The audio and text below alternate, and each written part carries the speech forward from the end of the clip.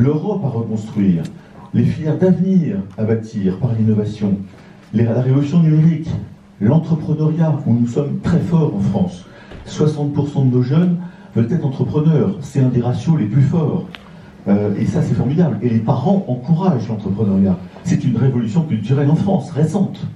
Tout ça, ce sont des mutations qui sont autant d'opportunités, de croissance, et donc de richesse, et donc de création d'emplois. Alors, une fois que j'ai dit ça, l'enjeu de 2017. L'enjeu de 2017, pour nous, il est très simple.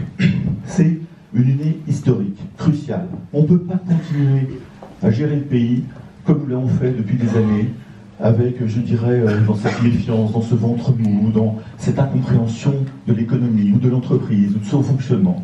Il faut faire des réformes structurelles profondes qu'on appelle de nos voeux, et on n'aura pas 5 ans pour les faire. Il faut les faire très vite. Alors qu'est-ce qu'il faut faire? En effet, donc, année cruciale, d'abord, il faut rendre la France attractive.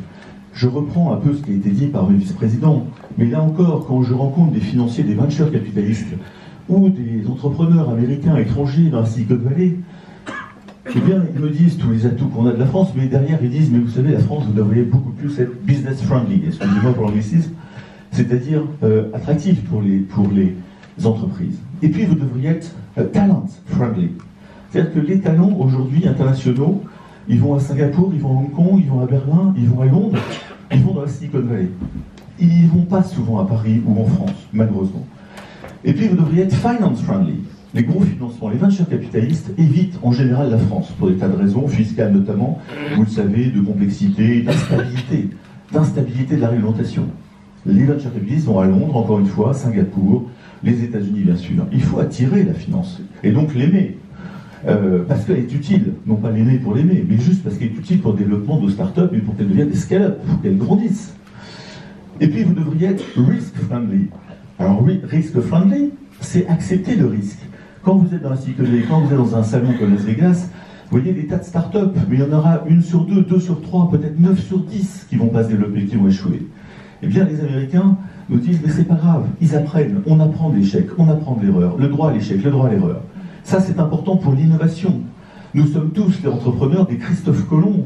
Nous avançons dans des marchés qu'on ne connaît pas, dans des clients qu'on ne connaît pas, dans des pays qu'on ne connaît pas. Ben, si on ne prenait pas les risques, eh bien, on ne le ferait pas. On resterait sous la couette, comme je l'ai dit souvent. Donc, le droit à l'erreur, le droit à l'échec, c'est fondamental dans une économie innovante qui doit avancer dans ce monde qui bouge. Et puis, vous devez être success-friendly. Il faut célébrer, accepter les réussites, les célébrer, les mettre à l'honneur. Et je crois que ces 5 friendly, X-friendly, sont importants dans cette attractive nouvelle d'un projet nouveau pour la France. Et ça, nous allons beaucoup cultiver ce sujet-là dans le cadre de notre campagne et des mois à venir. Alors, qu'est-ce que fait le MEDEF aujourd'hui dans tout ça? Le MEDEF dans tout ça, nous avons un MEDEF de lobbying que vous connaissez, de pédagogie bien sûr, le plus possible, mais nous essayons de faire des propositions et d'avoir des visions. Pourquoi? Parce que je souffre depuis trop longtemps de voir des politiques en France, des ministres, des députés, des politiques d'une façon générale, qui sont très à court terme, qui sont dans des démarches politiciennes parfois. Alors qu'il faut réfléchir sur la France 2020. C'est notre projet du livre bleu, saison 1, qui a été émise en juin dernier, où nous avons réexpliqué les 7 grandes mutations devant nous, là, de la France. Nous sommes en train de finir le 2e livre bleu, saison 2, sur les réformes structurelles profondes qu'il faut engager. Vous les avez entendues tout à l'heure, il y en a 4 fondamentales.